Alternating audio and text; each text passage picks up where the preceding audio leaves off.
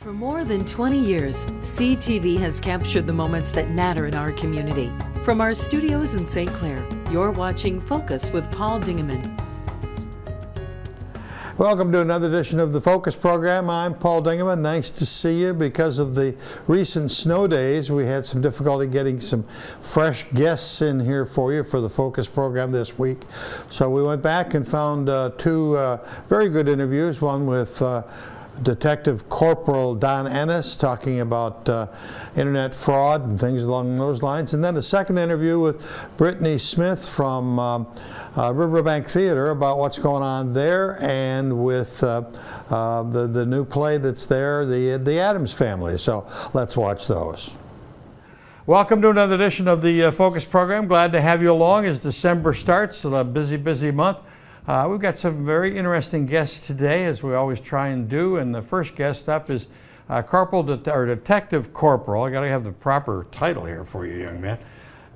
Detective Corporal Don Ennis. Welcome back to the Focus set, sir. Nice to see you. Yeah, it's great to be here. Happy holidays to you and your family. As you, sir.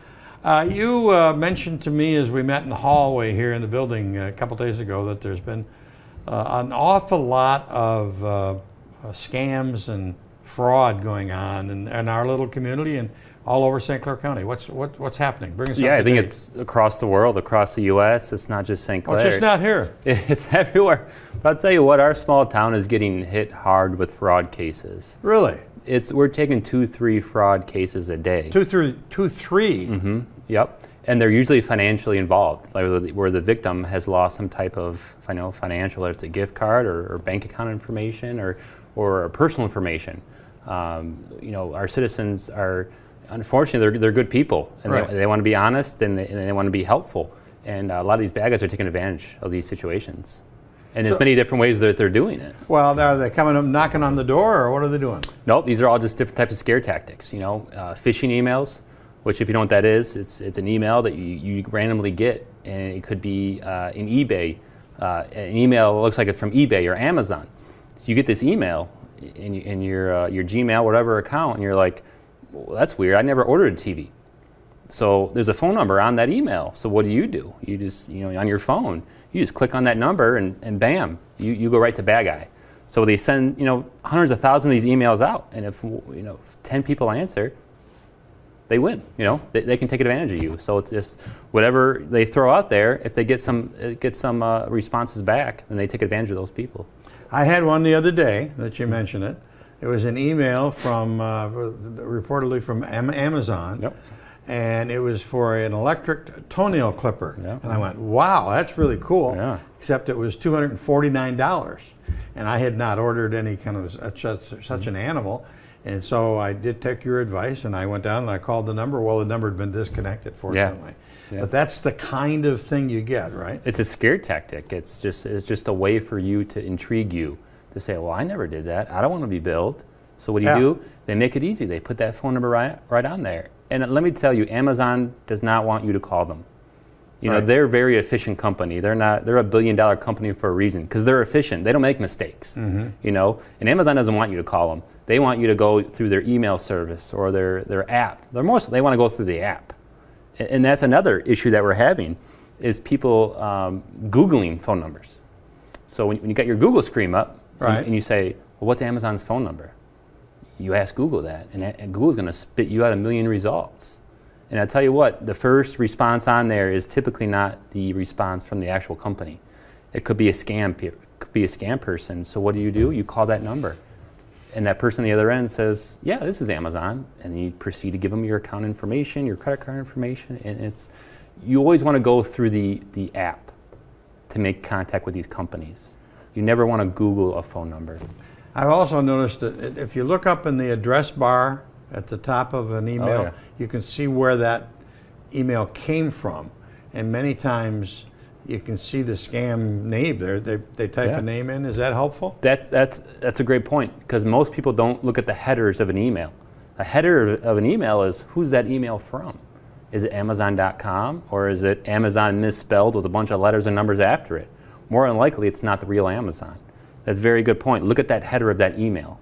and make sure it's actually from an Amazon. Do I get a star on my forehead for? Do I get a star on my forehead for? No, I don't. Well, you know, you know, 10 people answer, they win. You know, they can take advantage of you. So it's just whatever they throw out there. If they get some responses back, then they take advantage of those people. You do, yeah. You weren't a victim that day, but they're going to keep coming after you. Right. So it's not a thing where you can just be like, I'm good, you know, because they're going to come a different way. And I could share a story. I took a fraud yesterday, and this was a gentleman who got a phone call from a Houston area number. He answers, and he's like, the other man on the phone is an Indian accent, and he's just like, this is U.S. Customs Agent Bob Smith. And they're like, you're under investigation for some type of illegal criminal activity. And he's just like, I didn't do nothing wrong. Right. And they're like, yeah, you can take care of it, but unfortunately, the only way to take care of it is to buy gift cards. So what does he do? He proceeds to buy $3,000 Oh my God. of Target gift cards. At that point, he said, I think I'm being scammed here. So he calls me. So I go over there and I talk to him like, hey, this is a scam. You know, obviously a scam. Well, I'm standing there with him talking to him. They call back. So I answer like I'm the victim, and I'm just like, what's going on? And they're saying, your case is good now because of the money. He sent him the cards? Yeah. He sent them the gift card numbers. So over the phone. So he buys the gift cards and gives them the gift card numbers and pins. The bad guys, that $3,000 worth of Target gift cards. So when I'm there talking to the alleged U.S. Customs agent, he says, okay, your case is good for now. Now we just need to open up your retirement accounts. So what is your retirement company account numbers so we can make sure that they're open so you can continue collecting money on the stock market. Wow. So they're pursuing him even more through a different angle. Yeah, they got a source, so they're going to follow it. Yep. So I start messing with them at this point. And not you. Yeah, no. So I just start telling them, you know, I'm just calling them out on their stuff, and they're just reassuring me, no. And at the end of the conversation, they say, okay, we're going to come and arrest you. I'm like, perfect. Can't wait. Come on down. I'm waiting for you. So we hang up the phone. A minute later, we get a phone call from another person from an 810 number saying, this is Officer Tim Raker, which if you don't know is my chief. Right. We're coming to get you right now. And I'm just like, wow. So they're very, smart with their tactics. We literally hung up the phone, and a minute later they're calling, saying that they're one of our officers. And they just Google St. Clair Police Department. They Google the address, find out who the police chief is and whatnot is. I mean, so they use these scare tactics right on top of it, and they're good at what they do. Amazing. So it's a sad story, but he's not getting his money back. You've got a couple experiences in the last few weeks, just right here, days right here in town, and the surrounding townships are having the same thing. Absolutely. So how do you prevent it? It's just don't trust. When you're on your phone, you're getting text messages, emails, you're getting phone calls. I have a slide here that indicates a few topics that I want to get across today. If the control room will throw up that second slide, the blue one there, we'll talk about these. So there it is. Yeah, if you ever get a phone call, an email, a text with this first topic right here, if you have to make a payment by a gift card or a wire transfer or any cryptocurrency, if you know what that is, it's basically just digital money, Bitcoin and stuff like that. If you're making any type of transaction in gift cards, like DTE does not want a gift card, Semco does not want a gift card, Amazon does not, they want cash. Right. And they're going to ask you for cash, and they're probably going to go through a billing company if you don't pay them, a credit company. They're not going to go ask you for a Target gift card. Right. So the first thing is just if anyone asks you for a gift card, and there's another slide here too with a stop sign that we have brought into a lot of the local stores, CVS, Dollar General, Neiman's Market, and this kind of helps the employee start a conversation with the customer. So if they see a customer buying $3,000 of Target gift cards, they can become concerned. And for an employee, this opens up a conversation for them. Like, hey, you might want to. Who is this money going to? Because a lot of these employees don't want to stop a customer. It's not their business. But we've had a lot of success with this sign that employees are saying, hey, by the way, and it actually stopped a few of these victims from purchasing gift cards. Okay, so let's go back to the blue slide there for a second, guys. All right, so you never put a phone number in Google. Yeah, never Google a phone number. Don't say, what's Amazon's phone number? Why would I Google a phone number? To find a number? Google's going to give you 1 billion answers. Okay. And within those 1 billion answers, 99% of them are going to be fake phone numbers to scam companies. So if you have to know a phone number for any of these companies, DTE, Semco, Netflix, eBay, go to that website and find it within that app, within that website. And more than likely, it's going to be difficult to find a phone number because they don't want to talk to you on the phone. They want to go through email or their messaging service. But if you do find a phone number, make sure it is through the actual app or the website of the company. So you get an Amazon app on your phone, go to that Amazon app and open a complaint on there. And you are willing to listen to people and take phone calls, and how do people get a hold of you? Yeah, they can obviously call our local police department. You know, like, and the third topic there was never given any scare tactics. Okay. If a law enforcement department calls you and said, this is the police, we're going to come and arrest you, you got a warrant out, say, hey, I want to meet you at the local police department. You know, hang up the phone and say, I want to meet you at the local police department. Because when I call a suspect up or a victim on the phone, I say, this is who I am. Come down to my office and talk to me. I never interview people over the phone because it's informal, and they don't know who I am, and they should ask questions who I am. They shouldn't trust me. Come on down to my office, we'll talk. Same thing, if a person gets a phone call by a law enforcement agent, say I want to meet you at Marysville, Marine City, St. Clair, Sheriff's Office, whoever. Go to local PD and meet with that officer in person. Okay. Wow. Pretty scary stuff, but a very important stuff to talk about during the holidays when we're busy and we got other things on our mind. Absolutely. And somebody can call and try and grab a buck or $5 or $1,000. And it happens to every age group. There's people listening to our conversation right now. It's going to say, that's never going to happen to me. That's going to be old people. Well, yeah, even young people. That's never going to happen to me until it does. Yeah. And they're like, wow, they got me. Yeah. And so the best advice I can give, you know, is just if you've got to buy a gift card, if you're being threatened with a warrant, call us. Hang up the phone, call us, and we'll help you out. Okay. If you got a warrant, you know, you'll go to jail because that might be real, but more or less it's a scare tactic. Okay. To get you.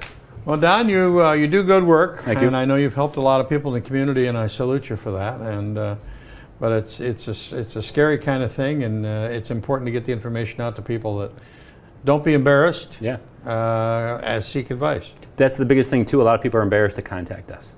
They're embarrassed. They lost money. They don't know what to do. And I can get you to at least help you get either your credit back in line or help you recoup some money, or at least document the incident. So I can help in some small ways and sometimes big ways. You never know unless you call us. Okay. His name is Detective Corporal Don Ennis, and he's here at the St. Clair Police Department. Give him a call. You got any questions at all? How to bake a pie, clean windows, you do all that stuff. Oil changes, whatever you need. Oil changes, whatever you need. Corporal Don Ennis.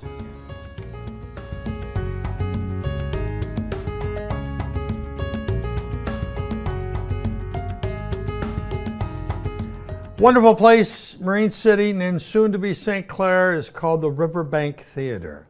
The artistic director is with us today. Miss Brittany Everett Smith. Hi. Welcome back. Thank you. Nice to see you. Happy New Year. Yeah, Happy New Year. Lots of things happening in the Riverbank Theater family. Yes, yep. So we're kicking off our 2022 season. Our first show is called The Addams Family, a new musical. So is that Addams Family? I think I've heard that name before. Yeah. A little TV show. Right? Yes. So it's all the same characters you know and love from the TV show, now in a musical form. It is a musical. It is. Okay, was it? Yes. It was on Broadway. Yep. And ran for a long, long time. And I don't. An hour and a half at least. Exactly. Yeah, about 2. Yeah. So that cast has got some young people in it. It's got a whole variety of people. So we've got Morticia Gomez. We've got the grandmas in the show, Lurch, all the characters you know from the TV show. And then there are some new faces, like some of the kids who've gone up through our academy classes. There's a couple teens playing Wednesday and Pugsley, and then some in the ensemble as well. But it's an adult show. Oh, it is an adult show. Yeah, I mean, the humor is adult, I would say, but kids can come see it. The whole family. It's good for the whole family. If Sam will throw up that, or Ben throw up that slide, and bin 2 there, we'll get the dates of it. But Yep, it runs. So we open January 28th, and it runs through February 27th. So Fridays and Saturdays at 7:30, and Sundays at 3, and that's at Riverbank Theater. Yep. So it's going to be there for about a month, 28th through the 27th of February. Yeah. And fun music. You know, it's like this time of year where it's kind of dark and gray and whatever. Come out and laugh, and it's a little spooky, a little kooky. Yeah. Right. Yeah. Had an opportunity to go to the last December show. It was delightful. Thank you. Absolutely, totally different. Yeah. And a story that I was not familiar with. Yeah. About bringing Christmas trees from the UP down to Chicago. And great music, great actors and actresses. Thank you. It Yeah, was it was a great show. It was called The Christmas Schooner, and we had a great run with it. Yeah, you did. Yeah. I know it was sold out almost all the time. Yeah. And the season starts with Addams Family. Then we do a show called Lady Day at Emerson's Bar and Grill, and that one is cast. It's Anita Newby. She's done several shows with us before, but it's a one-woman show about the life of Billie Holiday and kind of features her last performance. So there's that one, and then moving on, the rest of the season is open, so we're looking for actors and actresses. We have Bikinis the Musical, and that was written by our guest artist James Hindman. We have a relationship with him, so that's one of his shows. It's really fun. It's like a girl band that does covers of the 60s and 70s, so it's all very familiar songs that everyone would know. And then from there we do a big summer show, Bye Bye Birdie. Back in June we have Foucs in the Fairway, and that's a hilarious straight play comedy.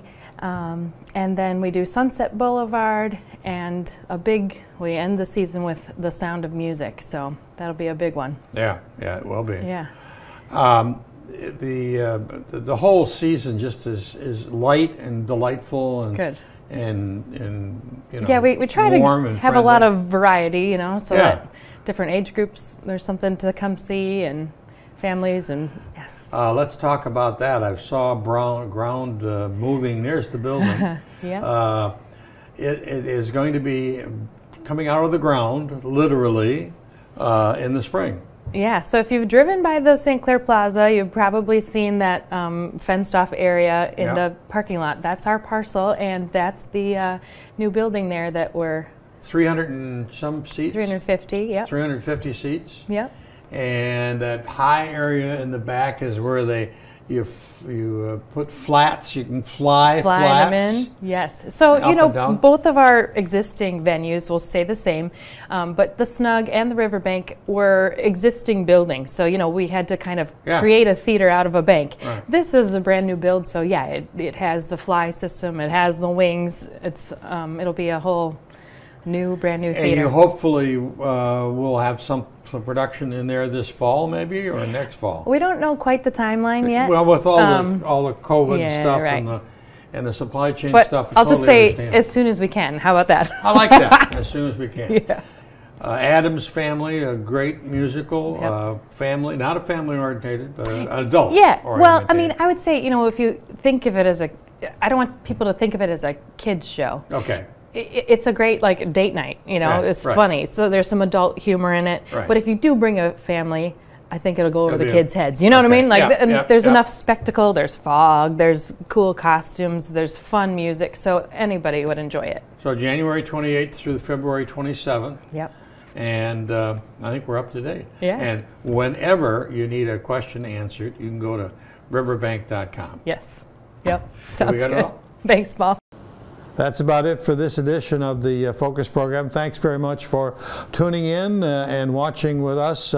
Two very nice interviews that we did before the snow days last week. And it was nice to see Detective Corporal Don Ennis again and his information. And of course, it's always a pleasure to have Brittany Smith come along and bring us up to date on what's happening at Riverbank Theater. Till next week, I'm Paul Dingeman. See you soon. Thanks for watching Focus with Paul Dingeman. Focus is produced at the CTV Community Television Studios in St. Clair. For over 20 years, CTV has captured the moments that matter to our community.